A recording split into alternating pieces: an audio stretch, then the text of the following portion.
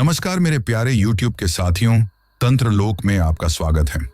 अब ये तंत्र लोक नाम सुनकर आप में से बहुत से लोग सोच रहे होंगे कि आखिर ये क्या नया अजूबा है। तो दोस्तों, मैं आप लोगों से इस चीज के लिए सिर्फ इतना ही कहना चाहता हूं कि ये हमारा एक नया चैनल है जहां पर आप लोगों को कुछ ऐसी डरावनी कहानियां सुनने को मिलने वाली हैं जिन कहानियों को सुनते वक्त आपको लगेगा कि जैसे वो सब कुछ आपकी आंखों के सामने ही हो रहा है। इस चैनल पर आपको तंत्र मंत्र और खौफनाक रहस्यों से जुड़ी हुई लंबी लंबी कहानियां सुनने को मिलने वाली हैं। आज की इस कहानी को सुनकर आप लोग जितना ज्यादा हो सके उतना ज्यादा इस चैनल को सब्सक्राइब करने की कोशिश करें, क्योंकि आपके प्यार और सपोर्ट से ही मैं इस चैनल को आगे बढ़ा पाऊंगा। अब मैं आप लोगों का ज्यादा समय खराब ना करते हुए आपको सीधा तंत्र लोक की खौफनाक कहानियों में लेकर चलता हूं, जिनकी शुरुआत हर रोज दिन ढलने के साथ अंधेरा कायम होते ही हो जाती है।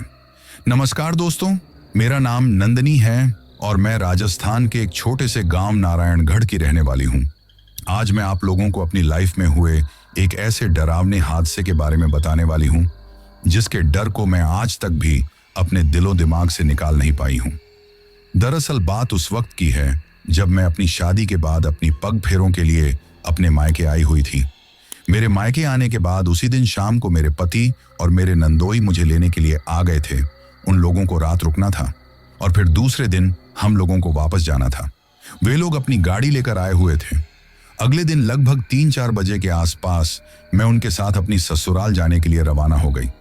वैसे जब मैं अपने मायके से अपनी ससुराल जाने के लिए गाड़ी में बैठी तो मेरे सीट पर बैठते ही मुझे ऐसा लगा जैसे एक बहुत तेज ठंडी हवा का झोंका गाड़ी में आया हो, जबकि उस वक्त गर्मियों का मौसम था और वो हवा का झोंका इतना ठंडा था कि जैसे ही वो गाड़ी में आया तो कुछ पल के लिए मेरे पूरे शरीर में सर्दी की वजह से कपकपी लग गई थी। लेकिन फिर मैंने इस बात पर ज्यादा ध्यान नहीं दिया और हम लोग वहां से रवाना हो गए। उस वक्त मेरे जो नंदोई थे वो गाड़ी चला रहे थे और पीछे की सीट पर मैं और मेरे पति दोनों बैठे हुए थे। लेकिन मेरे पति दीपेश ने एक बार भी मेरी तरफ नहीं देखा। ये देखकर मुझे थोड़ा अच्छा तो नहीं लगा था कि मैं इस तरह सज धज कर तैयार होकर आई हूं और उन्होंने मुझे देखा भी नहीं है। मैं घूंघट करके बैठी रही। सोचा कि शायद मेरे नंदोई जी साथ हैं, इसीलिए वो मुझे नहीं देख रहे हैं। तभी मैं जानबूझकर उनकी तरफ खिसकने लगी। लेकिन मुझे ऐसा लगा कि उनके और मेरे बीच में सीट पर जो खाली जगह है वहां पर कोई बैठा हुआ है। ये देखकर मुझे थोड़ी घबराहट हुई। फिर मैंने हाथ से वहां पर टटोलना शुरू कर दिया कि मुझे ऐसा क्यों लग रहा है। तो अब ऐसा कुछ भी महसूस नहीं हुआ। शायद ऐसे ही मन का भ्रम होगा। ये सोचकर मैं खिड़की से बाहर की तरफ देखने लगी। तभी मुझे ऐसा लगने लगा जैसे मेरे पास में कोई दूसरी औरत भी बैठी हुई है, क्योंकि उसके पायल और घुंघरू बजने की आवाज मुझे सुनाई दे रही थी। साथ ही ऐसा लग रहा था जैसे वो दीपेश से कुछ बोल रही हैं। लेकिन क्या बोल रही हैं ये तो समझ में नहीं आया, परंतु उसके बोलने की आवाज मुझे सुनाई दे रही थी। अब घबराते हुए मैंने फिर से दीपेश की तरफ देखा। हाँ, दीपेश के चेहरे पर एक अजीब सी मुस्कान थी, लेकिन वो मेरी तरफ नहीं देख रहा था। जो हमारे बीच में सीट पर थोड़ी खाली जगह थी वहां पर इस तरह देख रहा था जैसे कोई बैठा हो। अब ये देखकर मुझे हैरानी हुई। फिर सोचा शायद ऐसे ही लग रहा होगा, इसलिए मैंने ज्यादा इस बात पर ध्यान नहीं दिया। हम लोग घर आकर पहुंचे तो जो बाकी की रस्में थीं वो की गई। तभी अड़ोस पड़ोस की औरतें मंगल गीत गाने के लिए भी आ गई थी और ऐसे में रात के लगभग 11 बज गए थे, क्योंकि गांव की सब औरतों ने मुझे अपने बीच में बैठा लिया। सब हमारी शादी विवाह के बारे में, मेरे बारे में इधर उधर की बातें करने लगी तो मैं उठकर अपने कमरे में भी नहीं आ सकती थी। गांव में ऐसी बातों पर लोग ध्यान भी ज्यादा देते हैं और बातें भी बनाते हैं, इसलिए उनके पास बैठना एक तरह से मेरी मजबूरी हो गया था। उस वक्त मुझे गर्मी भी बहुत ज्यादा लग रही थी, लेकिन क्या करूं, बैठना तो था ही। जब रात काफी हो गई तो उसके बाद सभी औरतें अपने अपने घर चली गईं। अब मेरी सास ने मुझे भी अपने कमरे में जाकर सोने के लिए बोल दिया था, तो मैं भी उठकर अपने कमरे में आ गई। वैसे जब मैं अपने कमरे में जा रही थी तो मुझे ऐसा लग रहा था जैसे मेरे साथ साथ में कोई दूसरी औरत भी चल रही है। उसके घुंघरू बजने की आवाज मुझे सुनाई देने लगी तो घबराते हुए मैंने अपने चारों तरफ देखा, लेकिन मुझे कोई औरत दिखाई नहीं दी। बस बाहर आंगन में से औरतों की आवाज जरूर आ रही थी, लेकिन जो घुंघरू बज रहे थे वो बिल्कुल ऐसा लग रहा था जैसे मेरे साथ साथ में कोई चल रहा है। अब ये देखकर मुझे थोड़ी सी घबराहट हुई और मैं भागते हुए अपने कमरे की तरफ चली गई। जब मैं कमरे में आई तो मैंने देखा कि दीपेश सो चुका था। ये देखकर मैं बेड पर उनके पास आकर लेट गई। अब दीपेश को सोते हुए देखकर मेरे चेहरे पर एक मुस्कान सी आ गई थी। मैं सोचने लगी कि शायद मेरा इंतजार करते करते इन्हें भी नींद आ गई होगी। ऐसे में उनकी नींद खुल जाए, इसलिए मैं कभी अपनी चूड़ियां तो कभी पायल बजा रही थी। तभी अचानक उसने मेरी तरफ आंखें खोलकर गुस्से में देखा, फिर चिल्लाते हुए बोला, ये क्या हरकत है, चुपचाप सो जाओ। ये कहकर करवट बदलकर सो गया। उनका इस तरह का व्यवहार देखकर मेरी आंखों में आंसू आ गए थे, क्योंकि शादी से पहले जब हमारा रिश्ता तय हुआ था उन्होंने ही मुझे देखकर पसंद किया था। फोन पर भी हम अच्छे से बातें करते थे। लगभग 3 महीने हमारा रिश्ता रहा था। उसके बाद हमारी शादी हुई। फिर जब मैं दुल्हन आई थी तो उन्होंने बड़े प्यार से मुझे रखा था, और आज इस तरह उनका व्यवहार देखकर मुझे तकलीफ हुई थी।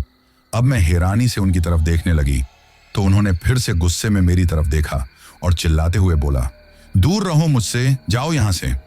ये सुनकर मैं उनसे दूर खिसक गई और डबल बेड की दूसरी किनारी पर साइड पर जाकर लेट गई। अब मैं रोते हुए ही सोने की कोशिश करने लगी। वैसे भी ये शादी विवाह के चक्कर में मेरी नींद पूरी नहीं हो पाई थी, जिसकी वजह से मैं सो गई। जब मैं सो रही थी तो मैंने नींद में अपने पति की तरफ करवट ली, और जैसे ही मैंने करवट ली तो मुझे ऐसा महसूस हुआ जैसे कोई मेरे पास में, यानी मेरे और मेरे पति के बीच में सो रहा है। जब मैं उसे तरफ हाथ रखा तो उस वक्त, मुझे सच बताऊं, मेरे हाथ में एक जलन सी हुई और हड़बड़ाते हुए मेरी नींद खुल गई। अब घबराते हुए मैंने आंखें खोलकर देखा तो वहां कोई नहीं था। फिर मैंने हाथ से घबराते हुए मेरे और मेरे पति के बीच में बेड पर जो खाली जगह थी वहां पर हाथ रखकर देखा। ऐसा लग रहा था जैसे कोई इंसान वहां पर सो रहा है, लेकिन दिखाई नहीं दे रहा था। उस वक्त धीरे धीरे कमरे में बहुत ज्यादा ठंडक बढ़ गई थी, जिसकी वजह से गर्मी के मौसम में भी अब मुझे सर्दी महसूस होने लगी। तो मैं तुरंत कूलर बंद कर दिया और वापस आकर बेड पर लेट गई। लेकिन बहुत ज्यादा सर्दी महसूस हो रही थी। साथ में एक अजीब सी बदबू भी पूरे कमरे में फैली हुई थी। ये देखकर घबराते हुए एक पल के लिए मुझे ऐसा लगा कि शायद ये मेरे मन का भ्रम है। और जो दीपेश के पास में खाली जगह थी वहां पर मैं आकर सोने की कोशिश करने लगी तो ऐसा लगा जैसे किसी ने मुझे एक धक्का मारा हो। ये देखकर तो मैं बहुत ज्यादा घबरा गई और घबराते हुए अपने पति को आवाज देकर जगाने की कोशिश करने लगी। कुछ ही देर में मेरे पति की नींद खुल गई, परंतु वो गुस्से में मेरी तरफ देखने लगा। अब ये देखकर मेरी तो कुछ बोलने की हिम्मत ही नहीं हो रही थी। तभी मुझे अपने कमरे में किसी के चलने की आवाज आने लगी, किसी के पायल के बजने की आवाज आने लगी, जैसे कोई बेड पर से उतर कर गया है और दरवाजे की तरफ बढ़ता ही जा रहा था। अब मेरा पति उसकी तरफ देखकर क्रीपी स्माइल दिए जा रहा था। कुछ देर में तेज आवाज करते हुए कमरे का दरवाजा खुल गया और जो सर्दी कमरे में फैली हुई थी वो पल भर में ही गायब हो गई थी। ये देखकर मुझे सब कुछ अजीब सा लग रहा था। अब मैं बेड पर से खड़ी होकर जैसे ही फिर से कूलर ऑन करने के लिए उस तरफ गई तो तभी मेरी नजर खिड़की से बाहर की तरफ गई। मैंने देखा कि आंगन में होकर एक औरत जा रही थी। उसके घुंघरू बजने की आवाज अभी मुझे सुनाई दे रही थी, और ये वही आवाज थी जो मेरे कमरे में मुझे सुनाई दी थी। वो औरत, उसका चेहरा तो मुझे दिखाई नहीं दिया, लेकिन हाँ, दूर से उसके कपड़ों को देखकर लग रहा था कि वो एक औरत है। तभी आंगन के गेट पर जाकर उसने मुड़कर मेरी तरफ देखा तो मेरे तो रोंगटे खड़े हो गए, क्योंकि अंधेरे में भी उसकी लाल आंखें चमक रही थीं। ये देखकर मैं बहुत ज्यादा डर गई थी। अब जल्दी से अपने बेड पर आकर बैठ गई और दीपेश की तरफ देखकर हड़बड़ाती हुई, घबराते हुए बोली, दीपेश, वो आंगन में। मैं अपनी बात डर की वजह से पूरी ही नहीं कर पा रही थी, लेकिन मेरी तरफ ध्यान दिए बिना ही वो करवट बदल कर सो गया। उस वक्त उस औरत के घुंघरुओं के बजने की आवाज सुनकर उसे आंगन में जाते देखकर दीपेश का इस तरह व्यवहार देखकर मुझे एक अनजाना सा डर सता रहा था। वैसे भी भूत प्रेत जैसी बातें मैंने बचपन से ही बहुत ज्यादा सुनी थी, तो मुझे बहुत ज्यादा इन सब के नाम से ही घबराहट होती थी। इसलिए मैं घबराते हुए फिर से सोने की कोशिश करने लगी, परंतु बार बार आंगन में जाती हुई उस औरत की बात मुझे याद आ रही थी, जिसकी वजह से डर लग रहा था। तो मैं मन ही मन भगवान का नाम लेकर सोने की कोशिश करने लगी। तो कुछ ही देर में मुझे नींद आ गई। अभी मुझे सोए हुए कुछ ही वक्त हुआ था कि मैंने देखा कि मेरा पति मुझे आवाज दे रहा है। जब मेरी नींद खुल गई तो मैंने देखा कि वो जो कमरे की खिड़की थी उसके पास में खड़े होकर किसी से बातें कर रहा था। ये देखकर मैं घबराते हुए, हड़बड़ाते हुए बोली, कौन है? तो उसने मेरी तरफ देखा और फिर उधर खिड़की की तरफ देखकर फिर से वही अजीब सी मुस्कान देकर बिना कुछ कहे आ गया। जब मैं उससे कुछ पूछने लगी तो उसने इस तरह मेरी तरफ देखा कि मुझे घबराहट होने लगी थी। उसके चेहरे पर अजीब से भाव थे, इसलिए मैं घबराकर ज्यादा कुछ नहीं बोली और फिर हम दोनों सो गए। अगले दिन सारा दिन भी उसने मुझसे कोई बात नहीं की। वैसे रात को जो कुछ हुआ था उन सबको मैं कभी डरावना सपना समझ रही थी कि मैंने कोई डरावना सपना देखा है। कभी सोचती नहीं, मेरे मन का भ्रम है और कुछ नहीं। ये सोचते हुए उन बातों को नजरअंदाज करने की कोशिश करने लगी। सारा दिन मैं अपने कमरे में अकेले ही रही, लेकिन मेरे पति मेरे कमरे में नहीं आए। वो कभी अपने दोस्तों के पास चले गए तो कभी अपने घर वालों के साथ बैठे रहे, लेकिन उन्होंने मुझसे कोई बात ही नहीं की। ये देखकर मेरे तो ये समझ में नहीं आ रहा था कि आखिर दीपेश ऐसा क्यों कर रहे हैं। शादी से पहले तो बड़ी बड़ी बातें करते थे और अब इस तरह का व्यवहार, ये सोचकर ही मुझे बहुत तकलीफ हो रही थी। फिर शाम को खाना खाने के बाद सब लोग सोने के लिए अपने कमरों में चले गए। गांव में वैसे भी लोग अक्सर जल्दी सो जाया करते हैं। उस वक्त दीपेश भी कमरे में था, तो मैं वहां पर आई और उनके पास बैठकर प्यार से उनसे बात करने की कोशिश करते हुए उनका हाथ अपने हाथों में लिया। तो उन्होंने मेरी तरफ घूर कर इस तरह देखा जैसे मैं उनके लिए कोई अनजान हूं, और फिर गुस्से में मेरा हाथ झटक दिया। ये देखकर मैं उनसे बोली कि ये क्या तरीका है। ये कहते हुए मैं उनसे अपनी गलती के बारे में पूछने लगी थी कि आखिर वो मेरे साथ इस तरह का व्यवहार क्यों कर रहा है। तभी अचानक उन्होंने गुस्से में मेरी तरफ अजीब तरह से देखा और भयानक आवाज में चिल्लाते हुए बोला, चुपचाप सो जाओ और दूर जाओ मुझसे। उस वक्त ये सुनकर रोते हुए मैं कोई जवाब नहीं दे पाई। मुझे उस समय इतनी तकलीफ हो रही थी कि मन कर रहा था कि अपने मायके फोन करके अभी यहां से वापस चली जाऊं, लेकिन इस तरह ये सब करने से बात बढ़ जाएगी। अभी हमारा रिश्ता नया है, थोड़ा वक्त देना चाहिए। ये सोचकर मैं सोने के लिए लेट गई थी। वही कुछ ही देर में दीपेश भी सो गया था और इसी तरह मेरी भी आंखें लग गई थी। आधी रात के वक्त अचानक मुझे अपने कमरे में बहुत ज्यादा ठंडक सी महसूस हुई। साथ में घुंघरू के बजने की आवाज आने लगी। हड़बड़ाते हुए मेरी नींद खुल गई तो मैंने आंखें खोलकर देखा कि दीपेश के पास में एक औरत खड़ी हुई थी, जो एक तक उसे ही अजीब तरीके से मुस्कुराते हुए देख रही थी। ये देखकर मेरे तो होश उड़ गए। अब समझ में नहीं आ रहा था कि आखिर ये औरत कौन है। मैं आवाज देकर उससे पूछना चाहती थी, लेकिन उस वक्त मैं इतना ज्यादा डर गई थी कि घबराहट की वजह से मेरी आवाज तक गले से नहीं निकल पा रही थी। मैं बस उस तरफ देखे जा रही थी। तभी उस औरत ने घूर कर मुझे देखा तो मैं थर थर कांपने लगी। उस वक्त हमारे कमरे में 0 वॉट बल्ब जल रहा था, लेकिन उसके उजाले में भी वो औरत मुझे दिखाई देने लगी, जो बहुत ज्यादा डरावनी थी। बिल्कुल हड्डियों का ढांचा जैसी, उलझे हुए बाल थे, आंखों के नीचे काले गड्ढे थे, और वो अजीब तरीके से मेरी तरफ देखकर मुस्कुराने लगी। फिर वो दीपेश के ऊपर झुक गई और उसके चेहरे के बहुत करीब अपना चेहरा ले जाकर फिर मेरी तरफ देखने लगी और अजीब सी मुस्कान के साथ फिर वहां से बाहर की तरफ चली गई। तभी तेज आवाज करते हुए कमरे का दरवाजा खुल गया। ये देखकर अभी मैं कुछ समझ पाती कि उसे पहले मैंने दीपेश को देखा कि वो भी उठकर उसके पीछे पीछे चल दिया। ये देखकर मैं बहुत ज्यादा डर गई थी। मैं उसे रोकना चाहती थी, लेकिन जैसे मेरे गले से आवाज ही नहीं निकल रही थी। पता नहीं क्यों, लेकिन मुझे अब लग रहा था कि कुछ ठीक नहीं है। कहीं दीपेश के साथ कुछ गलत ना हो जाए। ये सोचकर दीपेश को रोकने के लिए मैं बेड पर से उठने की कोशिश भी कर रही थी, लेकिन उठ नहीं पा रही थी, जैसे मेरे हाथ पैर जकड़ गए हों।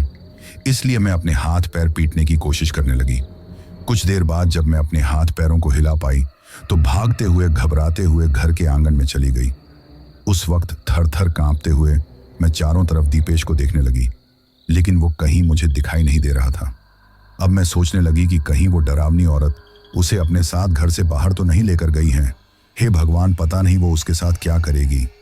जरूर कोई बुरी हवा है जो दीपेश के लग गई है। ये सोचकर मुझे दीपेश की बहुत ज्यादा चिंता होने लगी। मैं रोते जा रही थी और उसे ढूंढ रही थी। आंगन के गेट को जाकर देखा तो आंगन का गेट अंदर से बंद था और उसके लॉक भी लगे हुए थे। ये देखकर मैं सोचने लगी कि दीपेश बाहर तो नहीं गया है, तो फिर कहाँ है। यही सोचते हुए मैं वापस आने के लिए मुड़ी ही थी कि तभी मेरी नजर ऊपर घर के छज्जे पर गई। वहां मैंने देखा कि दीपेश उस छज्जे पर आगे की तरफ इस तरह खड़ा था कि उसे देखकर ही लग रहा था जैसे उसे होश नहीं था और वो ऊपर से कूदने वाला था। ये देखकर मेरे होश उड़ गए। मैं घबराते हुए जोर जोर से चिल्लाने लगी। उस वक्त मेरे चिल्लाने की आवाज सुनकर सभी घर वाले भागते हुए बाहर आए और मुझसे पूछने लगे कि क्या हुआ। तो मैं घबराते हुए कुछ नहीं बोल पाई, बस डरते हुए छत की तरफ देखा। अब उन्होंने भी छत की तरफ देखा और दीपेश को ऐसी हालत में देखकर उनके भी होश उड़ गए। तभी मेरे देवर जी भागते हुए ऊपर छत पर गए। दीपेश इससे पहले कूद पाता, उन्होंने हाथ पकड़कर उसे पीछे की तरफ खींच लिया, लेकिन पीछे की तरफ गिरते ही दीपेश बेहोश हो गया था। हम सब लोग भागते हुए वहां पर पहुंचे। उस वक्त दीपेश को बेहोश देखकर सब लोग बहुत ज्यादा परेशान हो गए थे और दीपेश को सब लोग होश में लाने की कोशिश करने लगे। मेरी सासू माँ घबराते हुए पूछने लगी कि इसे क्या हुआ, तुम दोनों के बीच में कोई झगड़ा हुआ था क्या? जो दीपेश ने ये सब कुछ करने के बारे में सोचा है, ये कहते हुए मुझे डांटने लगी। तो मैं रोते हुए कुछ बोलने की कोशिश करने लगी, लेकिन मेरी सासू माँ भला बुरा कहते हुए मुझे कुछ बोलने का मौका ही नहीं दे रही थी। तो अब मेरे ससुर जी उन्हें चुप करवाते हुए बोले, क्यों बेवजह बात का बतंगड़ बनाने पर लगी हुई हो? एक बार उससे पूछ तो लो कि आखिर हुआ क्या है।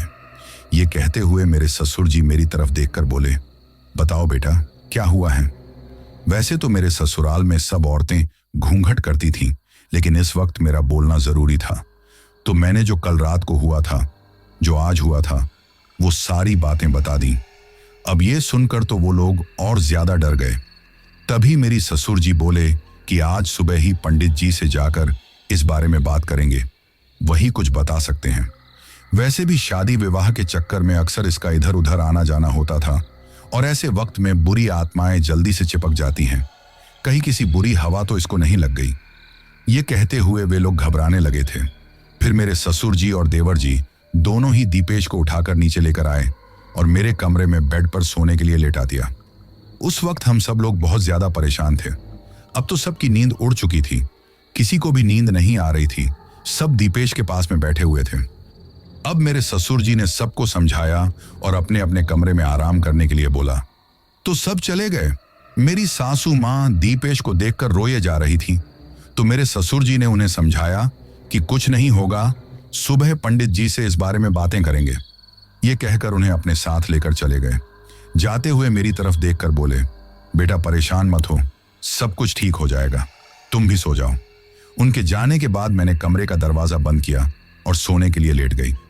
लेकिन ये जो कुछ हुआ था उसके बाद मुझे बहुत ज्यादा डर लग रहा था, इसलिए अब नींद आना तो दूर की बात, मुझे तो उस कमरे में भी एक पल नहीं रुका जा रहा था।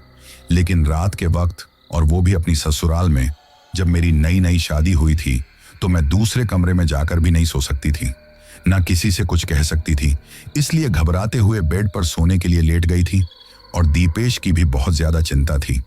ऐसे में दीपेश को अकेले छोड़कर भी मैं नहीं जाना चाहती थी कि कहीं उसे कुछ हो गया, उसने अपने आप को कोई तकलीफ पहुंचा ली, या फिर वो घर से निकलकर कहीं चला गया तो क्या होगा।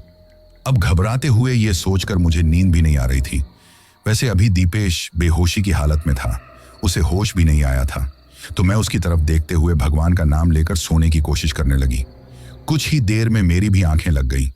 अभी मुझे सोए हुए कुछ ही वक्त हुआ था कि फिर अचानक से कमरे में ऐसा लगने लगा जैसे कोई औरत चल रही है और उसके घुंघरुओं की बजने की आवाज मुझे तेज तेज सुनाई दे रही थी। ये सुनकर हड़बड़ाते हुए मेरी आंखें खुल गईं। मैंने देखा कि अब कमरे में कोई भी घुंघरुओं के बजने की आवाज नहीं आ रही थी, लेकिन दीपेश वहां पर नहीं था। ये देखकर मैं बहुत ज्यादा घबरा गई। उस वक्त कमरे का दरवाजा भी खुला हुआ था। ये देखकर मैं बहुत ज्यादा परेशान हो गई कि कहीं दीपेश फिर से बाहर तो नहीं चला गया। ये सोचकर मैं बाहर की तरफ जाती कि तभी मुझे कुछ अजीब सी आवाज आने लगी। अब मैं चारों तरफ देखने लगी तो मुझे ऐसा लगा कि ये जो आवाज आ रही है वो बेड के नीचे से आ रही है।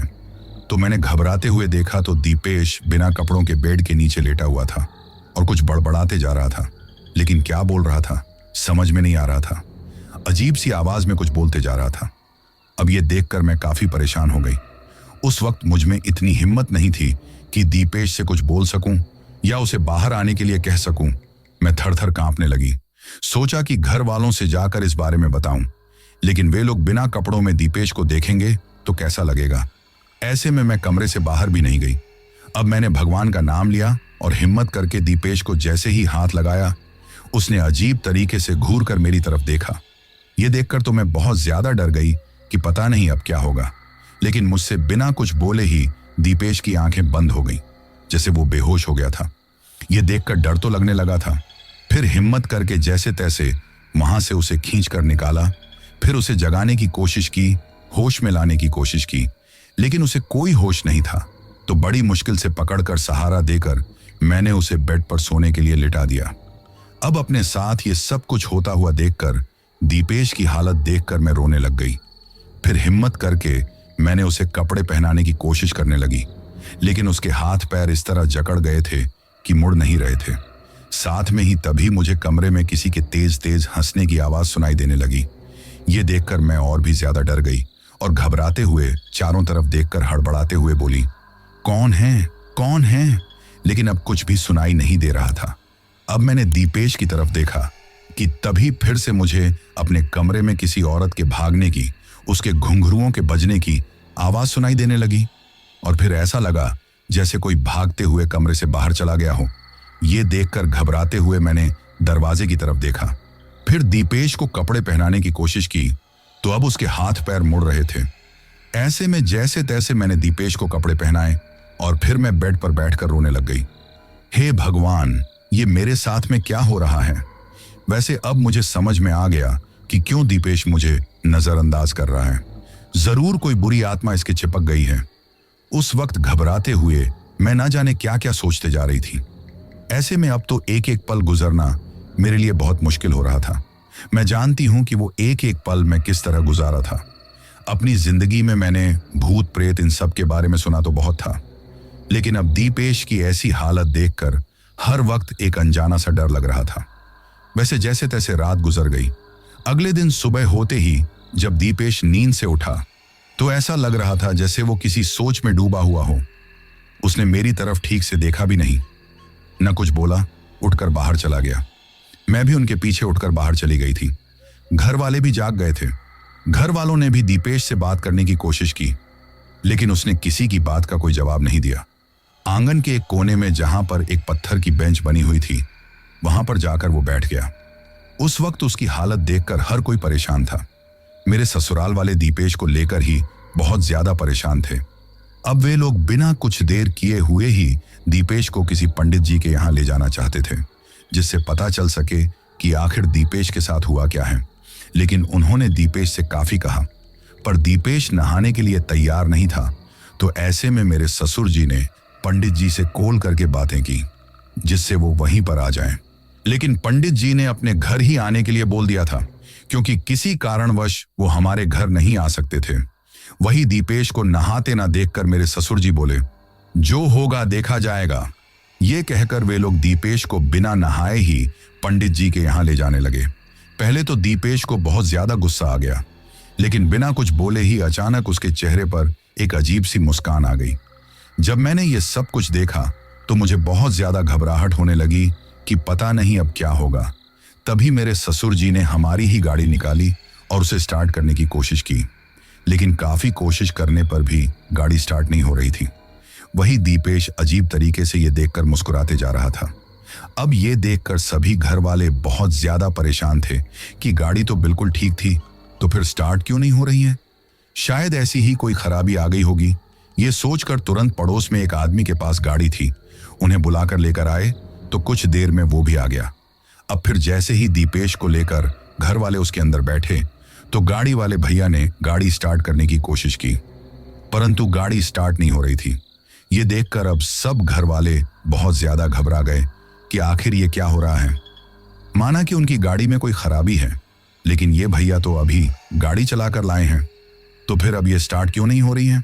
वही वो भैया जिनकी गाड़ी थी, वो भी हैरान थे कि अभी तो वो अपने घर से गाड़ी लेकर आए हैं, तो फिर यहां आकर गाड़ी बंद कैसे हो गई। उन्होंने सभी घर वालों से बाहर आने के लिए कहा, तो सब घर वाले गाड़ी में से नीचे उतर गए। ये देखकर गाड़ी वाले भैया कुछ करते उससे पहले ही दीपेश ने उसका गला पकड़ लिया और गुस्से में चिल्लाते हुए उसकी तरफ देखकर बोला, चल जा यहां से, वरना जान से मार दूंगा। ये सुनकर वो गाड़ी वाले भैया बहुत ज्यादा घबरा गए और अपना गला छुड़ाने की कोशिश करने लगे, तो दीपेश ने उसका गला छोड़कर जोर से उन्हें धक्का दे दिया, जिसकी वजह से वो जमीन पर गिर गए। ये देखकर हर कोई परेशान हो गया। अब मेरे ससुर जी उन भैया को संभालते हुए दीपेश की तरफ देखकर बोले, ये क्या हरकत है दीपेश? लेकिन दीपेश उनकी तरफ देखकर अजीब तरीके से मुस्कुराते जा रहा था। अब गाड़ी वाले भैया उन्होंने सभी घर वालों को वहीं छोड़कर अपनी गाड़ी जैसे ही स्टार्ट की तो वो स्टार्ट हो गई। ये देखकर मेरे देवर जी बोले कि चलो अब चलते हैं, परंतु गाड़ी वाले भैया सबकी तरफ देखकर घबराते हुए, हड़बड़ाते हुए बोले, हमें नहीं जाना आपके साथ, आप लोग किसी और को लेकर चले जाइए। ये सुनकर घर वाले उनसे कुछ बोलते उससे पहले ही घबराते हुए वो अपनी गाड़ी को वहां से लेकर वो भागते हुए अपने घर चले गए। उस वक्त मेरे देवर जी और ससुर जी ने उन्हें रोकने की कोशिश की, लेकिन वो नहीं रुके। वहीं दीपेश अजीब तरीके से मुस्कुराते जा रहा था। ये देखकर हर कोई परेशान हो गया, लेकिन सबको पता था कि दीपेश से कहने का कोई फायदा नहीं है, क्योंकि दीपेश के अंदर तो कोई बुरी आत्मा है जो ये सब कुछ कर रही है। फिर किसी से बिना कुछ बोले ही दीपेश आंगन में कोने पर जो पत्थर की बेंच थी वहां पर जाकर बैठ गया। ये देखकर मेरे ससुर जी परेशान होकर बोली, अब क्या करें? पंडित जी तो यहां आ नहीं रहे हैं और ये वहां पर जाएगा नहीं। तभी मेरे देवर जी बोले, आप लोग परेशान मत होइए, मैं अभी पंडित जी के पास जाकर उनसे अपने साथ चलने की रिक्वेस्ट करूंगा और उन्हें अपने साथ लेकर ही आऊंगा। ये कहते हुए मोटरसाइकिल लेकर वहां से पंडित जी को लाने के लिए चले गए। लगभग 1 घंटे के बाद वो पंडित जी को लेकर आए। तब तक दीपेश आंगन में बैठा हुआ था और इसी तरह मुस्कुराते जा रहा था। वो किसी से न कुछ बोल रहा था, न किसी की तरफ देख रहा था। वहां आकर जैसे ही पंडित जी ने घर के अंदर कदम रखा तो दीपेश गुस्से में उनकी तरफ देखने लगा और फिर उठकर कमरे में जाने लगा। तो मेरे ससुर जी ने उसका हाथ पकड़कर उन्हें वहीं बैठने के लिए बोला, तो दीपेश गुस्से में वहां बैठ गया। सब घर वाले उनके पास में ही बैठ गए। अब दीपेश गुस्से में पंडित जी की तरफ देखते ही जा रहा था और पंडित जी उनकी तरफ देख रहे थे। फिर अचानक दीपेश के चेहरे पर एक मुस्कान आ गई और तभी मुझे अपने कानों में एक भयंकर सी हंसने की आवाज सुनाई दी। उस वक्त मैं दीपेश के जस्ट पीछे बैठी हुई थी और मुझे ऐसा लग रहा था जैसे दीपेश के पास में कोई औरत बैठी हुई है और जो हंस रही है। लेकिन ये आवाज सिर्फ मुझे ही सुनाई दे रही थी, क्योंकि उस वक्त और घर वालों को देखकर लग रहा था जैसे उन्हें कोई आवाज सुनाई नहीं दे रही है। तभी पंडित जी दीपेश के सामने बैठ गए और उनकी तरफ देखने लगे, लेकिन दीपेश ने अपनी पलकें तक नहीं झपकाई, बस पंडित जी की तरफ देखते ही जा रहे थे। ये देखकर पंडित जी को एहसास तो हो गया कि दीपेश के ऊपर कोई बुरी शक्ति है, लेकिन आखिर ये बुरी शक्ति उसके पीछे कहां से पड़ी है, कौन है? इन सब का पता लगाने के लिए अब पंडित जी ने जैसे ही दीपेश का हाथ पकड़ना चाहा तो दीपेश ने उन्हें धक्का दे दिया, जिसकी वजह से पंडित जी गिरते गिरते बचे। अब दीपेश गुस्से में चिल्लाते हुए भयानक आवाज में बोला, मुझे पता है तू क्यों आया है यहां पर, लेकिन मेरा कुछ नहीं कर पाएगा, कुछ नहीं। ये कहकर हंसने लगा। ये देखकर पंडित जी भी परेशान हो गए। तभी कुछ सोचकर उन्होंने अपने हाथ में माला लेकर आंखें बंद करके भगवान का ध्यान करने की और कुछ जानने की कोशिश की। फिर कुछ देर बाद ही आंखें खोलकर वो भी परेशान हो गए थे, जैसे अभी चाहते हुए भी कुछ नहीं कर पा रहे थे। अब दीपेश की तरफ देखकर बोले, तुम जो कोई भी हो इसका पीछा छोड़कर चली जाओ, मत करो इसे परेशान, इसने तुम्हारा क्या बिगाड़ा है। लेकिन दीपेश कुछ नहीं बोला, बस इसी तरह अजीब तरीके से मुस्कुराते हुए देखता रहा। तो अब पंडित जी भी परेशान हो गए और उठकर वहां से थोड़ी दूर जाकर उन्होंने मेरे ससुर जी को एक तरफ बुलाया, कुछ बातें की और फिर वहां से चला गया। अब ये देखकर हम लोग और भी ज्यादा डर गए थे कि जब पंडित जी ही कुछ नहीं कर पाए तो आखिर ये कितनी ताकतवर आत्मा है, पता नहीं दीपेश के साथ और हम लोगों के साथ क्या करेगी। ये सोचते हुए हर कोई परेशान था। वही उसी जगह पर दीपेश इसी तरह बैठा हुआ था। फिर मेरी सासू माँ ने उसे खाना खिलाने की कोशिश की तो उसने गुस्से में खाने की थाली एक तरफ फेंक दी। तभी मेरे ससुर जी के पास मेरे पापा का कॉल आया। मेरे पापा मुझसे बात करना चाहते थे और अभी तक मेरे पास फोन नहीं था और दीपेश का फोन तो पता नहीं कहाँ था। अब मेरे ससुर जी ने मुझे आवाज लगाई और कहा, बेटा तुम्हारे पापा का कॉल है, वो तुमसे बात करना चाहते हैं। जैसे ही उन्होंने ये कहा तो दीपेश ने हमारी तरफ देखा। उसके चेहरे पर एक अजीब सी मुस्कान आ गई। वो जल्दी से उठकर वहां आया और फिर मेरे ससुर जी के हाथ में से फोन लेकर कॉल काटते हुए बोला, कॉल की क्या जरूरत है, मैं इसे लेकर वहीं चला जाऊंगा, ये अपने मायके मिलकर आ जाएगी, हम लोग जल्दी ही आ जाएंगे। वो जल्दी जल्दी ये सब कुछ बोलने लगा तो अब सब घर वाले हैरानी से उसकी तरफ देखने लगे थे, परंतु उसकी हालत को देखते हुए किसी ने भी उसे घर से बाहर जाने के लिए मना कर दिया और मैं खुद उसके साथ जाना नहीं चाहती थी, क्योंकि मुझे पता था कि उसकी हालत किसी तरह की है। उसे खुद को ही होश नहीं है कि उसके साथ क्या हो रहा है। अब मेरे ससुर जी ने मेरी सासू माँ को बुलाकर कुछ बात बोली और फिर वो वहां से चले गए।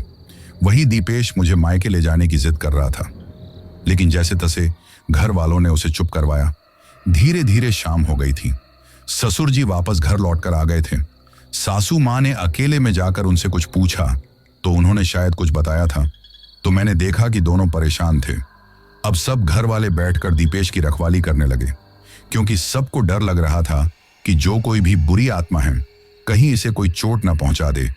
ये देखकर दीपेश गुस्से में चिल्लाते हुए सबको वहां से जाने के लिए बोलने लगा, लेकिन कोई भी उसे छोड़कर जाना नहीं चाहता था। यहां तक कि दीपेश इतना ज्यादा गुस्सा हो गया कि घर वालों को पीटने पर भी उतारू हो गया। जैसे तैसे बड़ी मुश्किल से उसे शांत करवाने की कोशिश करने में हर कोई लगा हुआ था।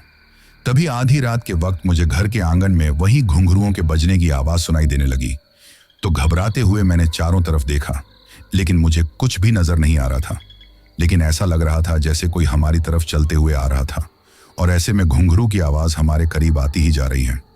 ये देखकर घबराते हुए मैं घर वालों की तरफ देखने लगी और डरते हुए ही घूंघट में हड़बड़ाते हुए बोली, घुंघरुओं की आवाज, घुंघरू की आवाज। मैं कहने लगी तो सब घर वाले बहुत ज्यादा घबरा गए और चारों तरफ देखने लगे, लेकिन उन्हें कुछ भी नहीं सुनाई दे रहा था। लेकिन मुझे वो आवाज साफ साफ सुनाई दे रही थी। अब मेरी सासू माँ मेरी तरफ देखकर बोली, तुझे कोई भ्रम हो रहा होगा, यहाँ कोई नहीं है। ये सुनकर मैं घबराकर हड़बड़ाते हुए बोली, नहीं, सच कह रही हूं, कोई यहाँ है। ये सुनकर कोई कुछ बोलता। इससे पहले ही तभी अचानक दीपेश वहां से उठकर जाने लगा, लेकिन मेरे देवर जी ने उसका हाथ पकड़ लिया तो उसने जोर से मेरे देवर को धक्का मारा, जिसकी वजह से मेरे देवर जी नीचे गिर गए। ये देखकर मेरे ससुर जी ने उनका हाथ पकड़ लिया तो वो जोर जोर से चिल्लाते हुए गुस्से में ससुर जी को भी धक्का देने ही वाला था कि फिर से देवर जी ने उन्हें पकड़ लिया। अब मेरे ससुर जी और देवर ने उन्हें जाने से रोक लिया तो वो जोर जोर से चिल्लाने लगा और भयानक सी आवाज में बोला, जाने दो मुझे, जाने दो। लेकिन वे लोग उसका हाथ नहीं छोड़ना चाहते थे, लेकिन ऐसा लग रहा था जैसे दीपेश उनके काबू में नहीं आने वाला है। तभी जैसा पंडित जी ने बताया था और मेरे ससुर जी ने सासू माँ को बताया था, ऐसे में मेरी सासू माँ जो पंडित जी ने भभूति दी थी उसकी धूनी करके वहां पर लेकर आई तो दीपेश गुस्से में चिल्लाने लगा, चीखने लगा। ये देखकर ऐसा लगने लगा जैसे वो धूनी उसे छू रही थी तो उसका पूरा शरीर जल रहा था। उस वक्त उसकी आवाज बहुत ज्यादा भयानक लग रही थी। वो मेरी सासू माँ की तरफ देखकर गुस्से में चिल्लाते हुए बोला, ले जाओ इसे यहां से, ले जाओ। परंतु मेरी सासू माँ ने उस धूनी को वहीं पर रख दिया। ये देखकर दीपेश और भी ज्यादा गुस्सा हो गया और कुछ ही देर में वो बेहोश होकर गिर गया। अब जो घुंघरुओं की आवाज मुझे सुनाई दे रही थी वो भी आना बंद हो गई थी। अब दीपेश की हालत को देखकर सब घर वाले बहुत ज्यादा डर गए। हर किसी को दीपेश की चिंता सताने लगी कि पता नहीं क्या होगा। ये सोचकर हर कोई घबरा रहा था। अब जैसे ही वो धूनी खत्म होती तो मेरी सासू माँ दूसरी धूनी करके लेकर आ जाती, क्योंकि पंडित जी ने बताया था कि उसके करने से ही जो कोई बुरी आत्मा है वो दीपेश के नजदीक नहीं जा पाएगी। अगले दिन जैसे ही सुबह हुई तो पंडित जी घर में आए। पंडित जी को देखकर दीपेश गुस्से में चीखने चिल्लाने लगा, निकालो इसे यहां से, इस घर में किसने आने दिया है, निकालो यहां से। अब ये देखकर सब घर वालों ने उसे संभालने की, समझाने की बहुत कोशिश की, लेकिन वो बहुत ज्यादा गुस्से में हो गया और पंडित जी की तरफ देखकर गुस्से में चिल्लाते हुए बोला, तुम्हारी हिम्मत कैसे हुई यहां आने की, तू कुछ नहीं कर पाएगा, कुछ नहीं। ये कहते हुए गुस्से में उस पर झपट्टा मारने को हुआ तो पंडित जी ने एक माला थी जो उनके सामने कर दी, जिसे देखकर दीपेश घबराते हुए, चीखते हुए पीछे हट गया। अब पंडित जी जैसे जैसे दीपेश की तरफ बढ़ने लगे तो वो घबराकर पीछे की तरफ खिसकने लगा था और पंडित जी ने फिर एक माला उसके गले में डाल दी, जिसकी वजह से वो तड़पने लगा, चीखने लगा और नीचे गिर गया। कुछ ही देर में उसे एक झटका सा लगा और वो बेहोश हो गया था। उस वक्त मुझे ऐसा लगा जैसे कोई दीपेश के पास से कोई औरत भागकर बाहर की तरफ गई है।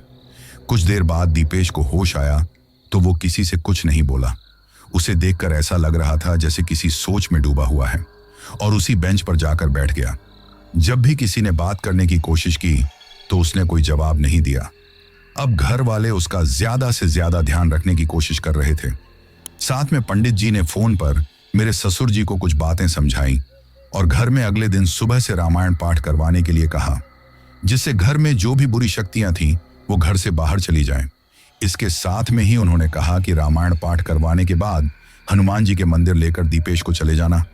अब सब घर वाले कहीं दीपेश को भनक ना हो, इसलिए धीरे धीरे इस बारे में बातें करके अगले दिन रामायण पाठ करवाने के साथ दीपेश को बालाजी पर ले जाने की तैयारी करने लगे, क्योंकि अब सबको लग रहा था कि ये सब कुछ करने के बाद दीपेश की हालत ठीक हो जाएगी। लेकिन कोई सोच भी नहीं सकता कि उससे पहले क्या होने वाला है। धीरे धीरे शाम हो गई थी, तभी पूरे घर में ठंडक सी फैलने लगी थी। ये देखकर सब घर वाले बहुत ज्यादा घबरा गए कि अचानक घर के बाहर से एक ऐसी आवाज सुनाई दी जैसे कोई औरत बहुत जोर से चिल्लाई हुई हो। ये सुनकर सबको घबराहट होने लगी कि आखिर ये आवाज किसकी हो सकती है। तभी मेरे देवर जी बोले कि मैं जाकर देखता हूं, तो सब ने उसे रोकने की कोशिश की तो वो सब की तरफ देखते हुए बोला, अरे कुछ नहीं है, कोई पड़ोस की औरत होगी, जाकर तो देखना चाहिए, आप लोग घबराओ मत। ये कहकर जाने लगा तो मेरी सासू माँ उसका हाथ पकड़कर घबराते हुए बोली, नहीं बेटा, तुम्हें पता है ना घर के हालात किस तरह के हैं और दीपेश की हालत किसी तरह की है। ऐसे में पंडित जी ने भी बोल दिया है कि कोई भी धोखा हो सकता है, इसलिए तुम बाहर मत जाओ। परंतु मेरा देवर जी कहाँ मानने वाला था, इसीलिए फिर वो उठकर बाहर चला गया। तो कुछ देर बाद मेरे देवर जी की चिल्लाने की आवाज सुनाई दी तो हम लोग घबराते हुए भागते हुए बाहर चले गए थे। वहां जाकर देखा कि मेरे देवर जी के सिर में चोट लगी हुई थी और वो नीचे जमीन पर पड़ा हुआ था। तो अब घर वालों ने जाकर उसे संभाला। तभी उन्होंने बताया कि जैसे ही वो दरवाजे से बाहर आया था तो चारों तरफ देखने लगा, लेकिन उसे कोई औरत दिखाई नहीं दी। तभी अचानक किसी ने उनका गला पकड़कर उन्हें हवा में लहराते हुए फेंक दिया। ये देखकर हम लोग और भी ज्यादा डर गए और उन्हें अंदर लेकर आए। उस वक्त दीपेश हमारे ही पास में था, जो ये सब कुछ देखकर अजीब तरीके से मुस्कुराते जा रहा था। अब घर वाले उसकी ही रखवाली कर रहे थे। तभी ऐसा लगा जैसे पूरे घर में घुंघरुओं के बजने की आवाज गूंजने लगी हो, और अब वो आवाज सिर्फ मुझे ही नहीं पूरे घर वालों को सुनाई देने लगी थी, जिसकी वजह से हर कोई घबराने लगा था। मेरी सासू माँ जैसे ही वो धूनी करने के लिए उठने लगी तो ऐसा लगा जैसे किसी ने उनका पैर पकड़कर उन्हें खींचकर नीचे पटक दिया हो। ये बात उन्होंने बाद में सबको बताई थी। फिर अचानक कुछ देर तो ऐसा लगा जैसे वहां पर कोई भाग रहा है, और फिर वो आवाज दरवाजे की तरफ चली गई तो दीपेश भी उस तरफ जाने की कोशिश करने लगा, लेकिन घर वालों ने उसे पकड़ लिया। धीरे धीरे वो आवाज फिर से वापस गूंजने लगी। ये देखकर दीपेश जोर जोर से चिल्लाने लगा और वहां से भागने की कोशिश करने लगा। ये देखकर मेरे देवर जी और ससुर जी ने उसे रोकने की कोशिश की, लेकिन जैसे वो किसी के भी काबू में नहीं हो पा रहा था। ये देखकर हर कोई बहुत ज्यादा घबराया हुआ था कि तभी मेरे ससुर जी हाथ जोड़कर हनुमान चालीसा का जाप करने लगे तो दीपेश जोर जोर से चिल्लाने लगा, और फिर वो आवाज बिल्कुल गायब हो गई। तो दीपेश किसी से बिना कुछ कहे अचानक अपनी गर्दन नीचे किए हुए बैठ गया। अब उसकी ये हालत देखकर घर वालों ने उसे सोने के लिए लिटा दिया, लेकिन उसने किसी से कुछ नहीं बोला। कुछ ही देर में उसे नींद आ गई। उसे सोते हुए देखकर घर वालों को थोड़ी तसल्ली हुई। अब हर कोई यही सोच रहा था कि जैसे तैसे ये रात गुजर जाए। ये जो कुछ हो रहा था उसके बाद तो घर वालों को खाने पीने की किसी बात की कोई सुध नहीं थी। मैं और मेरी सासू माँ जब मेरे देवर जी और ससुर जी दीपेश के पास में होते तो खाना बनाकर लेकर आते। बड़ी मुश्किल से दीपेश को खाना खिलाते। थोड़ा बहुत हम लोग भी खाते थे, लेकिन जैसे गले से ही निवाला नहीं उतरता था। अब दीपेश उसकी सब रखवाली कर रहे थे। तभी आधी रात के वक्त, वैसे भी कल घर वाले सोए नहीं थे, परेशान थे। ऐसे में आधी रात के वक्त अचानक पूरे घर में एक अजीब सी ठंडक और अजीब सी बदबू फैलने लगी थी। ये देखकर मेरी सासू माँ धूनी करने के बारे में सोचने ही लगी थी कि अचानक जैसे उनका सिर चकराने लगा और वो जमीन पर बैठ गई। ये देखकर हम लोग कुछ समझ पाते उससे पहले ही अपने आप ही हम सब घर वालों की आंखें बंद हो गईं और हमें पता ही नहीं चला कि अचानक हमें गहरी नींद आ गई थी। तभी कुछ देर बाद जब हमारी नींद खुली तो हमने देखा कि दीपेश वहां पर नहीं था। अब दीपेश को न देखकर सबके होश उड़ गए कि आखिर वो कहां जा सकता है। उस वक्त सब घर वाले बहुत ज्यादा डर गए और घबराते हुए उसे इधर उधर ढूंढने लगे, लेकिन दीपेश का कोई पता नहीं चला कि आखिर वो गया कहां है, जिसकी वजह से तुरंत पंडित जी के पास कॉल किया और मेरे देवर जी पंडित जी को लेने गए। तो कुछ देर बाद में पंडित जी भी घर पर आ गए और उन्होंने मेरे ससुर जी को कुछ ऐसा बताया कि जिसे सुनकर मेरे ससुर जी काफी परेशान हो गए। उन्होंने तुरंत मेरे मायके वालों के पास कॉल किया तो वे लोग भी बहुत ज्यादा परेशान हो गए। मेरे मायके वाले, उन्हें तो पता ही नहीं था कि घर में इतना सब कुछ हो रहा है, क्योंकि मेरे ससुराल वालों ने सोचा कि उन्हें पता चलेगा तो बेवजह ही परेशान होंगे, इसीलिए मुझे भी कुछ बताने के लिए मना कर दिया।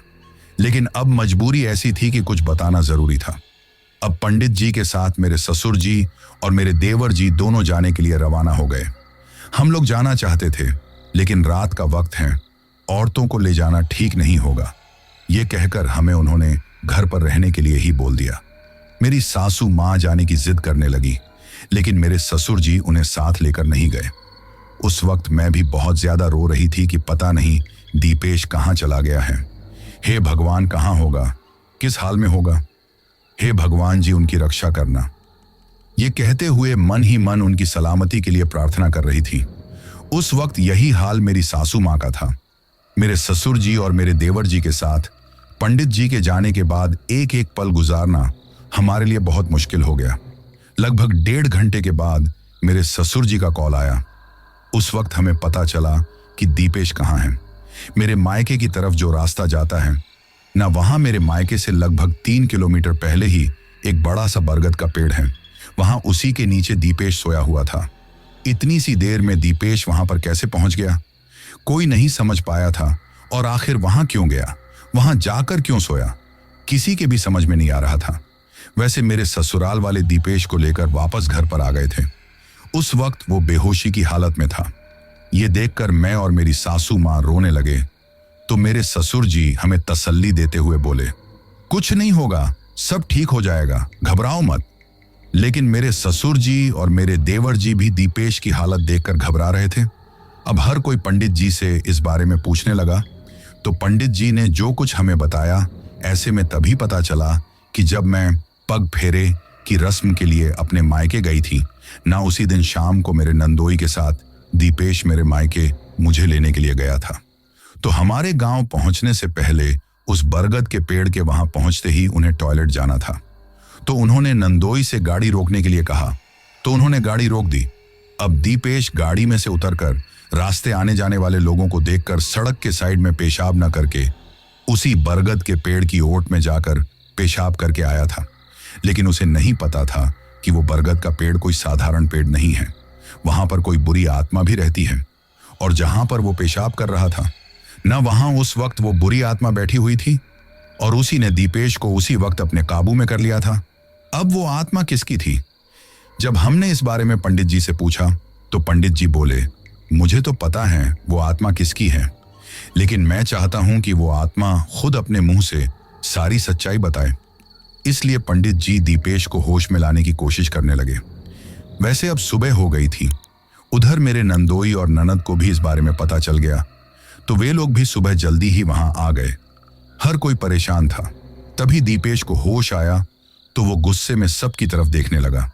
अब सबको वहां देखकर पंडित जी को देखकर वो गुस्से में कुछ बोलता, उससे पहले ही पंडित जी ने हाथ में माला लेकर कुछ मंत्र बोलना शुरू कर दिया। साथ ही दीपेश के हाथ पकड़ने के लिए कहा तो मेरे ससुर जी, नंदोई और देवर ने उन्हें कसकर पकड़ लिया, जिससे वो भाग ना सके। वहीं दीपेश जैसे जैसे पंडित जी मंत्र बोलने लगे, दीपेश जोर जोर से चिल्लाने लगा और अपने आप को छुड़ाने की कोशिश करने लगा। उस वक्त दीपेश के अंदर से किसी औरत की भयानक आवाज गूंजने लगी। ये देखकर पंडित जी गुस्से में चिल्लाते हुए बोले, कौन हो तुम, बताओ। ये सुनकर वो गुस्से में चिल्लाते हुए एक औरत की भयानक आवाज में बोला, कुछ नहीं कर पाएगा तू मेरा, इसे तो मैं अपने साथ लेकर ही जाऊंगी, लेकर ही जाऊंगी। ये कहकर वो जोर जोर से चिल्लाने लगा। अब पंडित जी ने यह सुनकर तुरंत ही हाथ में मंदिर से मंगवाकर गंगा जल लिया और उसके ऊपर फेंका तो वो जोर जोर से चिल्लाने लगी और दर्द में तड़पने लगी। ये देखकर पंडित जी गुस्से में बोले, अब बोल, चुपचाप बताओ कौन हो तुम, क्यों इसके पीछे पड़ी हुई हो, क्यों इनका जीना हराम किया हुआ है तुमने, बताओ। अब ये सुनकर दीपेश गुस्से में चिल्लाने लगा। उसके अंदर जो औरत की आत्मा थी, उसने जो कुछ बताया था वो इस तरह है। मैं भी एक नई नवेली दुल्हन थी। अपनी शादी के बाद पग फेरों के लिए अपने भाई के साथ वापस अपने मायके जा रही थी और उसी वक्त उस बरगद के पेड़ के पास में ही सामने से आती हुई एक गाड़ी से अपनी गाड़ी बचाने के चक्कर में उनकी गाड़ी का संतुलन बिगड़ गया और वो पलट गई। ऐसे में उनका एक्सीडेंट हो गया और उसकी मौके पर ही मौत हो गई, लेकिन उसके भाई की जान बच गई थी। तब से ही वो उस बरगद के पेड़ के आसपास भटक रही हैं। जब भी किसी नए जोड़े को देखती हैं तो उससे ये सब कुछ बर्दाश्त नहीं होता और वो किसी भी तरह उनसे ये खुशी छीनना चाहती हैं, परंतु चाहते हुए भी कुछ नहीं कर पाती। उस वक्त जब दीपेश वहां से गुजरा और टॉयलेट करने के लिए बरगद के पेड़ पर गया तो वो वहीं पर बैठी हुई थी। दीपेश को देखकर पता नहीं क्यों, लेकिन उसे अपनी शादी की, अपने पति की याद आ गई और तब से वो दीपेश के साथ ही चली आई। उसी वक्त दीपेश को उसने अपने काबू में ले लिया, जिसकी वजह से दीपेश का दिल और दिमाग काम करना बंद हो गया। जैसा वो चाहती थी दीपेश बिल्कुल वैसा ही करता था। ये सारी सच्चाई जानने के बाद हम सब घर वालों के होश उड़ गए। मैं रोते हुए अब हर एक बात को याद करने लगी कि दीपेश ने कैसे मुझे नजरअंदाज किया था और मैंने क्या क्या सोच लिया था, जबकि दीपेश तो मुझसे बहुत प्यार करता है। वो तो इस बुरी आत्मा के चक्कर में मेरे साथ ये सब कुछ कर रहा था।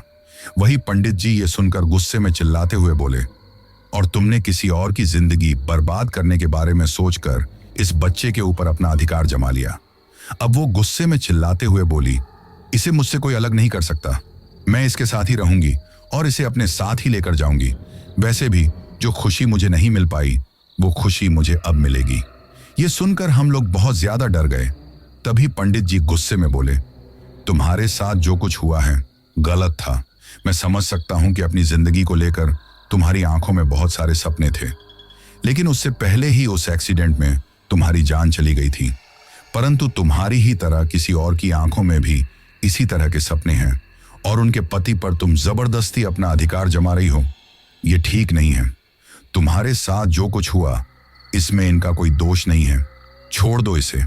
लेकिन वो जोर जोर से चिल्लाते हुए बोली, बिल्कुल नहीं छोड़ूंगी, चाहे कुछ भी हो जाए। ना मुझे कुछ सुनना है ना समझना है, इसे तो मैं अपने साथ ही लेकर जाऊंगी। यह सुनकर पंडित जी को गुस्सा आ गया तो पंडित जी ने गंगा जल हाथ में लेकर फिर से उसके ऊपर छिड़कना चाहा कि तभी दीपेश जोर से गुस्से में चिल्लाने लगा और पंडित जी के हाथ जकड़ गए थे। वो चाहते हुए भी उस गंगा जल को उस तरफ नहीं फेंक पा रहे थे। ये देखकर हम लोग बहुत ज्यादा डर गए। तभी उनका हाथ अपने आप ही नीचे की तरफ मुड़ गया, जिसकी वजह से उनके हाथ में से वो गंगा जल वहीं पर गिर गया। ये देखकर दीपेश अजीब तरीके से मुस्कुराते हुए पंडित जी की तरफ देखने लगा। अब पंडित जी हड़बड़ाते हुए बोले, इस आत्मा से इसे कोई नहीं बचा सकता, कोई नहीं। मैंने जो बोला है सुबह होते ही वही काम करना। ये कहकर वो उठकर वहां से चले गए। अब हम सब लोग परेशान हो गए। अब सारा दिन तो जैसे तैसे गुजर गया, लेकिन अब क्या करें। रात को दीपेश की रखवाली करना हम सब के लिए बहुत मुश्किल काम हो गया था, क्योंकि वो कब हमारी आंखों में धूल झोंक कर चला जाए कुछ कह नहीं सकते। ऐसे में फिर जैसे ही रात हुई, दीपेश रात में सबके साथ सोया हुआ था। अब घर वाले घर में अगले दिन रामायण पाठ की तैयारी कर रहे थे, क्योंकि पंडित जी ने कहा था कि तभी वो आत्मा दीपेश का पीछा छोड़ सकती है। लेकिन उससे पहले कुछ ऐसा हुआ जिसकी कोई कल्पना भी नहीं कर सकता था। उस रात दीपेश वहीं पर था। अचानक वो जोर जोर से चिल्लाने लगा। ये देखकर सब घर वाले उसे पकड़कर उसे चुप करवाने की कोशिश करने लगे, तो एक भयानक सी आवाज जो उस औरत की थी उसके अंदर से बोलने लगी, छोड़ूंगी नहीं इसे, अपने साथ लेकर ही जाऊंगी, लेकर जाऊंगी। ये कहते हुए दीपेश के हाथ पैर जकड़ने लगे। ये देखकर हम सब घर वाले उसे संभालने लगे थे और साथ में बहुत ज्यादा घबरा भी रहे थे। उस वक्त दीपेश का सिर मेरे देवर जी के गोद में था और पैर मेरे सासू माँ की तरफ थे।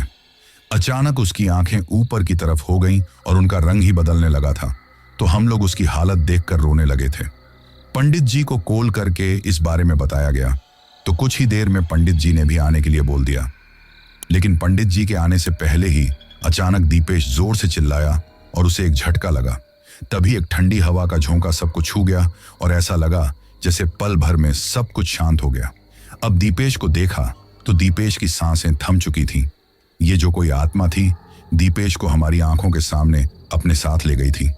ये देखकर हम सब घर वाले जोर जोर से रोने चिल्लाने लगे। घर में चारों तरफ चीख पुकार मच गई थी। मेरी तो अभी हाथों की मेहंदी भी नहीं हटी थी, उससे पहले ही मैं विधवा हो गई। हमारे रोने चिल्लाने की आवाज सुनकर पड़ोस के लोग भी वहां आकर इकट्ठा हो गए थे। हर कोई अचानक हुई इस घटना से काफी ज्यादा हैरान था। कुछ लोग तो समझने की कोशिश कर रहे थे, तो कुछ गांव की औरतें मुझे मनहूस, अपशकुनी कहने लगी। परंतु उस वक्त दीपेश के जाने की तकलीफ क्या थी, हमसे बेहतर कौन समझ सकता था। मैं तो जैसे अपनी सुध बुध खो बैठी थी। मेरे मायके वाले भी आ गए थे, उनका भी रो रो कर बुरा हाल था। आखिर उनकी बेटी की शादी को 10 दिन भी नहीं हुए और वो विधवा हो गई। ये बर्दाश्त करना उनके लिए बहुत मुश्किल था। अचानक गांव में हुई दीपेश की जवान मौत की वजह से पूरे गांव में एक मातम पसरा हुआ था। हर कोई इस बारे में बातें कर रहा था कि जहां कुछ दिन पहले शादी की खुशियां चारों तरफ सुनाई दे रही थी, वही अब चीख पुकार सुनाई दे रही हैं। लोग तरह तरह की बातें भी बना रहे थे। ऐसे में आखिर किस किस को बताते कि आखिर हुआ क्या है, क्योंकि हमारे घर वालों के सिवाय किसी को भी इस बारे में ज्यादा पता नहीं था कि आखिर हुआ क्या है। इसलिए लोग तो बस बात पर बातें बनाए जा रहे थे कि एक हंसता खेलता जवान लड़का ऐसे कैसे चला गया। जरूर इस बहू में ही कोई कमी है। सुबह होते ही दीपेश का अंतिम संस्कार कर दिया गया था। दीपेश की मौत के बाद परिवार में हर कोई टूट चुका था। परंतु जिस दिन दीपेश का तीसरा दिन था और उसकी अस्थियों को हम लोग गंगा में बहाने के लिए डालने के लिए ले जाने वाले थे, तो पंडित जी ने सबसे साफ बोल दिया कि वो जो आत्मा है वो दीपेश के साथ ही जाएगी और उसका पीछा नहीं छोड़ेगी। इसलिए सब घर वाले साथ में न जाएं, कुछ भी हो सकता है। ऐसे में घर वालों ने रोते हुए कुछ सोचकर किसी को भी साथ न ले जाने के लिए कहा। पर कुछ गांव की बड़े बूढ़ों ने मेरे बारे में कहा। तो अब मेरी ननद, देवर और मैं, हम तीनों ही दीपेश की अस्थियों को लेकर चले गए थे। जब गाड़ी में हम रास्ते में जा रहे थे तो अचानक मुझे ऐसा लगा जैसे कोई गुस्से में चिल्ला रहा हो, और ये आवाज उस भयानक चुड़ैल की थी। ये देखकर मैं घबराते हुए चारों तरफ देखने लगी, लेकिन वो आवाज मेरे कानों में सुनाई दे रही थी, परंतु दिखाई कोई नहीं दे रहा था। तभी अचानक जो हमारी गाड़ी का ड्राइवर था, उसका संतुलन बिगड़ गया। ये देखकर हम लोगों के तो होश उड़ गए। उस वक्त हमारा तो एक्सीडेंट ही होने वाला था, लेकिन बड़ी मुश्किल से ड्राइवर ने जैसे तैसे गाड़ी को संभाल लिया और हमारा एक्सीडेंट होते होते बच गया। हालांकि हम लोग बहुत ज्यादा डर गए थे। हमें पता था कि ये जो कुछ हो रहा है इसमें ड्राइवर की कोई गलती नहीं है, इसलिए हमने उसे कुछ नहीं कहा। परंतु अब बहुत ही कम स्पीड में ड्राइवर ने गाड़ी चलाई। जैसे तैसे हम गंगा जी के नजदीक पहुंचने लगे। वैसे वैसे सबको भयानक सी आवाज सुनाई देने लगी, तो हम लोग घबराते हुए इधर उधर देखने लगे, और जो अस्थियों का कलश मेरे देवर के हाथ में था वो अचानक जोर जोर से हिलने लगा था, और कोई जैसे हमारे कानों में भयानक आवाज में बोलने लगा था कि चले जाओ यहां से, छोड़ दो इसे। जैसे बार बार वो औरत दीपेश की अस्थियों को छोड़ने के लिए कह रही हो। लेकिन हमने भी जैसे तैसे थोड़ी हिम्मत की और आखिरकार हम लोग गंगा जी पहुंच गए, जहां पर जाकर हमने दीपेश की अस्थियों को गंगा जी में डाल दिया और उनके नाम का पिंडदान करवाने के बाद पंडित जी को बाद में उनकी आत्मा की शांति के लिए पूजा करवाने के लिए पैसे देकर बोल दिया। उस वक्त मैं बहुत ज्यादा रो रही थी। मेरी ननद का भी यही हाल था। मेरे देवर जी रोते हुए हमें तसल्ली देने की कोशिश कर रहे थे। मेरी तो दुनिया ही उजड़ गई थी। उस वक्त मुझे कैसा लग रहा था, मैं क्या महसूस कर रही थी, मुझसे बेहतर कौन समझ सकता है। फिर वापस हम लोग घर लौट आए। रास्ते में किसी तरह की कोई अड़चन नहीं आई थी। तभी पंडित जी ने बताया कि अस्थियों को गंगा में डालने के बाद और दीपेश के नाम की पूजा करवाने की बोलने पर विधि विधान से उसका पिंडदान होने की वजह से ही उस बुरी आत्मा का पीछा दीपेश से छूट गया है, और अब शायद दीपेश को मुक्ति भी मिल जाएगी। वहां पर लोगों की उल्टी सीधी बातें, मेरी जिंदगी के बारे में, मेरे घर वालों की चिंता, और ऐसे में जैसे तैसे 13 दिन गुजरे। उसके बाद मेरे मायके वाले मुझे अपने साथ ले जाने की जिद करने लगे, तो मेरे ससुर जी ने अपने छोटे बेटे यानी मेरे देवर जी से मेरी शादी करने के बारे में बोला। परंतु मेरी सासू माँ तैयार नहीं थी। वो गुस्से में चिल्लाते हुए बार बार एक ही बात बोल रही थी कि इस मनहूस ने जब से घर में कदम रखा है तब से हमारे घर में ये सब कुछ हुआ है। शादी के 10 दिन भी नहीं हुए और ये मनहूस मेरे बेटे को खा गई। मैं अपने एक बेटे को खो चुकी हूं, दूसरे को नहीं खोना चाहती। मैं इसकी परछाई भी बर्दाश्त नहीं कर सकती। ये कहते हुए वो चिल्लाने लगी। उस वक्त मेरी सासू माँ की तकलीफ हर कोई समझ रहा था, मैं भी समझ रही थी। लेकिन दीपेश की मौत से मेरी भी दुनिया उजड़ी थी। ये बात शायद मेरी सासू माँ नहीं समझ पा रही थी। तो ऐसे में मेरे मायके वालों ने मुझे वहां नहीं छोड़ा और मेरे देवर जी से मेरा रिश्ता करने से साफ मना कर दिया। मेरे ससुर जी ने उन्हें समझाया, परंतु मेरे मायके वाले जानते थे कि अगर मेरे देवर जी से भी मेरी शादी हो गई तो भी मेरी सासू माँ मेरा जीना हराम कर देगी। इसलिए मुझे अपने मायके लेकर आ गए। धीरे धीरे दिन गुजरने लगे। मैं इन सब की वजह से बहुत टूट चुकी थी। अकेले में दीपेश को याद करके रोती रहती थी। मेरे घर वालों ने मुझे संभाला, आगे बढ़ने के बारे में कहा। अब मैं भी हिम्मत करते हुए अपने आप को संभालने की कोशिश करने लगी। मेरे घर वालों ने मेरी पढ़ाई फिर से शुरू करवा दी। ऐसे में विधवा कोठे के आधार पर मेरी गवर्नमेंट जॉब भी लग गई। आज जॉब करते हुए मुझे लगभग 2 साल हो गए हैं। अब मेरे घर वाले मुझसे फिर से शादी करने के लिए बोल रहे हैं, लेकिन जो कुछ हुआ है उसके बाद शादी के नाम से ही मुझे डर लगने लगा है। दीपेश चाहे हमारी अरेंज मैरिज थी, लेकिन शायद मैं उसे कभी नहीं भूल पाऊंगी, क्योंकि जब से हमारा रिश्ता जुड़ा था हमने फोन पर बातें की थी। शादी के बाद हमारी पहली मुलाकात थी। ऐसे में वो मेरा पहला प्यार था और आने के बाद हमारी पहली मुलाकात थी। अब अपनी नई जिंदगी के बारे में अब मैं सोचना भी नहीं चाहती।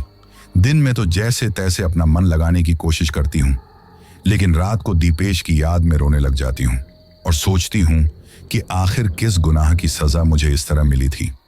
गांव में भी कुछ लोग तरह तरह की बातें बनाते हुए मुझे ही मनहूस समझते हैं। आखिर लोगों को अपनी तकलीफ तो नजर आती है और दूसरों की तकलीफ का बिना सोचे समझे मजाक बना देते हैं। वैसे जहां उस बरगद के पेड़ के पास दीपेश के साथ ये सब कुछ हुआ था, वहां दीपेश की मौत के बाद 2 खबरें आ चुकी हैं। जहां पर 2 एक्सीडेंट हो गए थे, जिनमें से एक लड़के की तो हॉस्पिटल में इलाज के दौरान ही मौत हो गई थी और दूसरा लड़का जैसे तैसे बच तो गया, लेकिन अब मानसिक रूप से ठीक नहीं है, जिसकी वजह से अब धीरे धीरे लोगों को भी लगने लगा है कि वहां कोई बुरा साया है। आज भी जब मैं उस बरगद के पेड़ के पास से होकर सड़क पर से गुजरती हूं तो वही सब कुछ याद आने पर अपने आंसू नहीं रोक पाती। तो दोस्तों, ये थी हमारी आज की कहानी। कहानी आपको कैसी लगी ये आप मुझे कमेंट बॉक्स में कमेंट करके जरूर बताना। और दोस्तों, अब इस चैनल पर भी बेनाम की तरह ही रेगुलर स्टोरीज आने वाली हैं, तो आप लोग अब हर रोज स्टोरीज सुनना मत भूलना। इसके बाद मैं उन लोगों के नाम लेता हूं जिन्होंने पिछली स्टोरी सुनने के बाद कमेंट करके ये बताया था कि वो कहां से कहानी सुनते हैं और उनका नाम क्या है।